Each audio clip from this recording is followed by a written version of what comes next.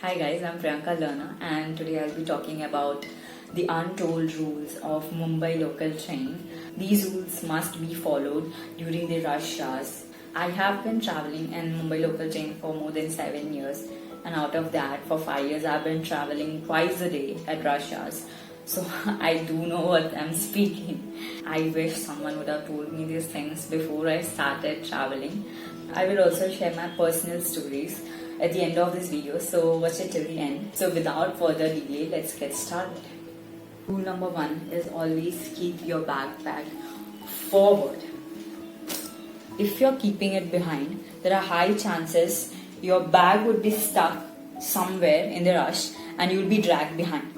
So whatever you're carrying, a clutch or a handbag or some other luggage or anything else, you have to always keep it forward and keep it close to your body, or else it will be stuck somewhere in the rush and either you lose your bag or you will be dragged somewhere else.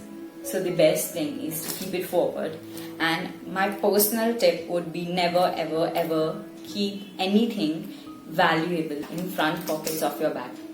So if there are some pockets over here, then do not keep anything valuable over there because there are high chances of theft. I am talking with experience. I have lost my mobile, my first mobile, as I kept it in the first pocket. I wish someone would have told me it's not to be kept in the first pocket. So the second tricky thing during rush hours is how to take care of your hairs. If they are long enough, there are high chances it would be like blowing and going in someone else's mouth. Yeah, I literally mean mouth. And at the end of the day, there will be lipstick marks on your hair. So the best thing is you tie your hairs.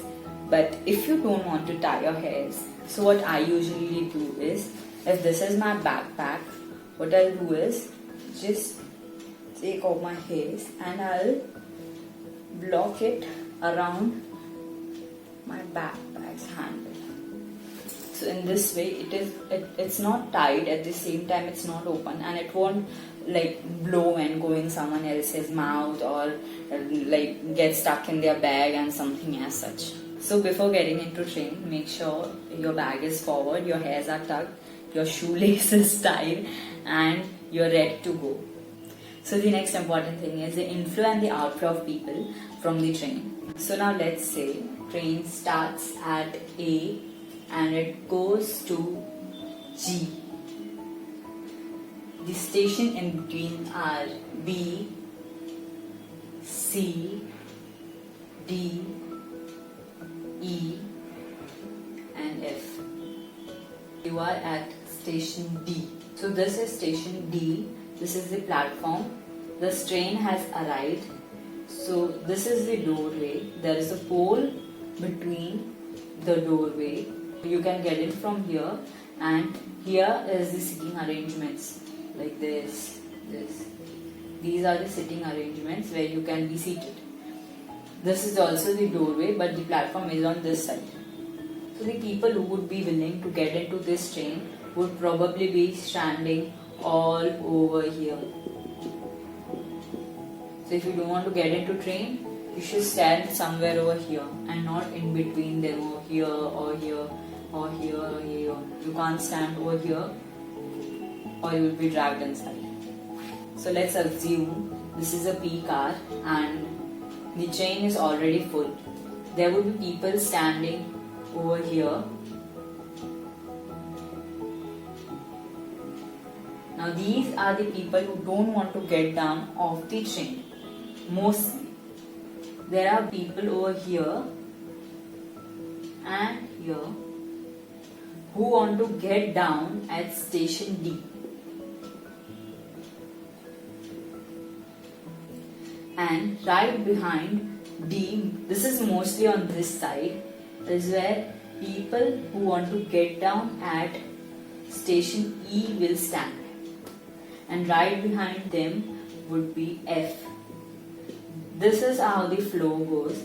After D gets down, these will come forward. So when the train stops, people standing in this area who want to get down at station D will step down first. Always let like people who want to get down go first and then get into train. Don't just directly jump into train. If during rush hours you can't jump into train anyways. People who want to get down on the next station, that is E, will come forward. And the people who want to get down at station F will come down to this position. This place would be empty. After F, people who want to get down at G will stand over here. So now G is the last station, so everyone is going to stand everywhere around here. Everyone will get down at station G. Yet if G is not the last station, this is the place where people who want to get down at G should stand. We are at station D and we want to get down at G, so we would go right from here and stand right behind the people who are standing over here at G. We want to stay at place G. In rush hours, it's very difficult to get into train. Second is to get out of the train. So during rush hours, when you are 2 to 3 stations away from your destination, you should be in this area. And you should be with the people who are going to get down at the same station as yours.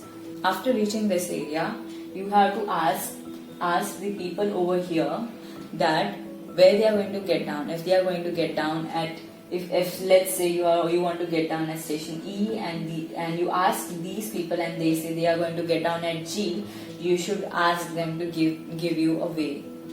They would probably help you because mostly people do, but sometimes they don't. So you have to push them and get forward. That's the only way. You have no other option.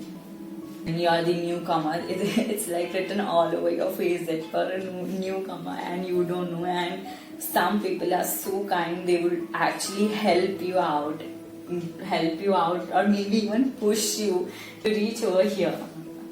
So once you are with your group, it's quite easy. You have to do nothing. People will push you and let you out of the train once a station has come.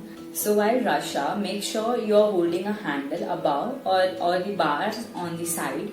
You are holding them, because if you are not holding them, people would probably push you right to the other side. When you are going for long distance travel in local trains, like it could be for 1 hour or 1.5 hours or maybe 2 hours. So you would probably want to be seated. So the most common thing found in local trains is you ask people like where are they going to get down.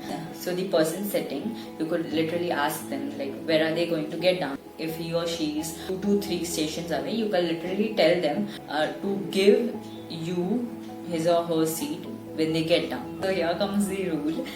If that person has told you yes, I'll give you my seat, then he or she has to. And someone can't be seated at your place, then it's booked for you.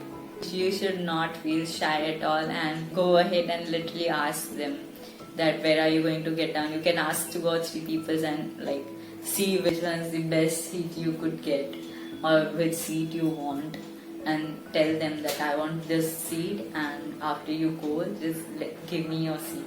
Even when you want to get down of the train, you have to ask people. For example, if you don't know the person standing ahead of you is going to get down, you could ask them like, are you going to get down at the next station because I want to, or give me the way. Sometimes in rush hours, it's very difficult to like take out your mobile phone and check which are the stations before your destination. So what you could do is like literally ask people around that when is this station going to come, on which side it would come. People are very helping. They would help you. Now the best person you could ask for help is people who are looking professionals. By professionals I mean they look like professionals. They have bags and all that.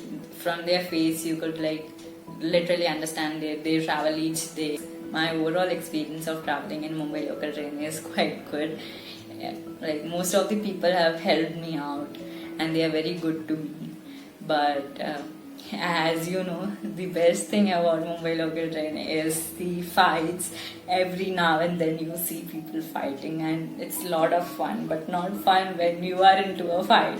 So I normally do not get into fights, but there was this one time when I was traveling during rush hours and there was not even space to stand properly, and people behind me, they pushed me, and the woman who was ahead of me, she thought I did it intentionally. So then she started giving me bad words and like talking foul and all that. I tried to explain her that it was not my fault. I didn't do it intentionally, but she was not ready to accept it. And she just kept on telling me bad words, and I was just listening and listening and listening. And after a while, I do not lose my temper very easily. But then she told me that I know exactly why you go to college. You don't go there to study, you just go there to do time pass and just waste your time. So I replied her, I do not go to college for doing time pass, but you probably did. So then she got mad, and after this she kept quiet for a while, and then we arrived at the station where she wanted to get down. So she did get down, and while getting down, she tried to slap me. Like literally, she tried to slap me. What she had planned is she would slap me and run away, because I won't run behind her. It's peak hour, I have my college to attend. But things did not go as per her plan. I was into martial arts, so I'm quite used to reflex action. So when she tried to slap me, I went behind, and her hand like literally went like from here. It was so close, and then she tried to run away. You won't believe what happened next. There was this lady who used to like travel with me every day. It was a familiar face. We traveled in same train. We didn't knew each other, but she knew that this person is traveling in this train every day. So when she saw that woman tried to hurt me, she got down off the train. She gave her a slap and got into train again. And then she asked me, "Are you hurt? Did she hurt you?" So I was like, karma paid her. I was literally happy. I don't know why I shouldn't be happy when someone gets slapped, but I was so happy. So that's all for today. I'll see you next time. Bye.